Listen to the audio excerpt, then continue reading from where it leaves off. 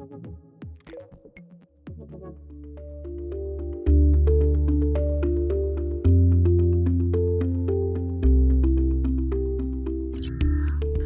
à tous, nous allons vous proposer comme chaque début de trimestre les principaux enseignements que l'on peut extraire de notre méthode Digital Top-Down.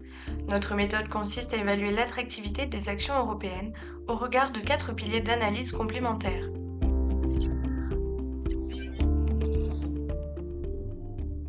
Le premier pilier porte sur le momentum économique de croissance en Europe. Notre indicateur propriétaire se maintient à un niveau historiquement élevé, malgré une légère détente depuis les sommets observés il y a 6 mois.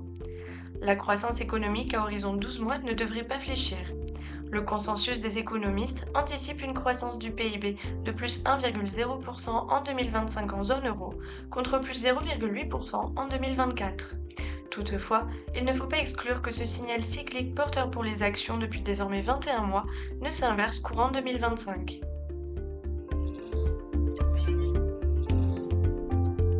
Le deuxième pilier porte sur la politique monétaire mise en œuvre par la BCE. Cette dernière a initié en juin dernier son pivot monétaire accommodant et baissé de 100 points de base ses taux directeurs en 6 mois. Un rythme soutenu qui devrait se maintenir lors du premier semestre et continuer de favoriser la classe d'actifs actions et en particulier les petites et moyennes valeurs en Europe. Le troisième pilier de notre analyse porte sur les valorisations. La prime de risque du marché action européen est proche de la moyenne observée depuis 2000, alors que le segment des petites et moyennes valeurs présente une décote d'environ 15% par rapport au standard historique.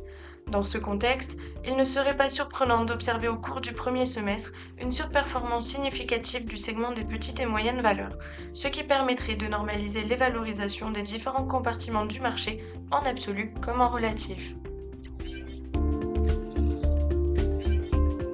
Enfin, le quatrième pilier traite de l'aspect comportemental. Comme nous l'envisagions depuis notre vidéo de début avril, les indices ont évolué de manière plus horizontale, sans pour autant remettre en cause à ce stade la tendance haussière de long terme. Les indices petites et moyennes valeurs ont quant à eux accumulé un retard significatif et les configurations chartistes suggèrent un retour de ces derniers vers les sommets de 2021, plus de 15% au-dessus des niveaux actuels, alors que la saisonnalité reste porteuse jusqu'en mai. Après une hausse de près de 40% des bourses européennes depuis à peine plus de 2 ans, il peut paraître légitime de s'interroger sur la pérennité du rallye boursier actuel. Toutefois, il nous semble qu'il est encore trop tôt pour réduire son exposition stratégique aux actions. Notre indicateur de momentum économique continue de signaler un environnement favorable à la classe d'actifs actions. L'accommodation monétaire mise en œuvre par la BCE, bien plus puissante que celle anticipée pour la Fed, ne devrait pas flancher, tout du moins au cours du premier semestre. Les valorisations ne révèlent aucun excès, voire même une sous-évaluation significative du segment des petites et moyennes valeurs, et la saisonnalité reste favorable jusqu'au mois de mai.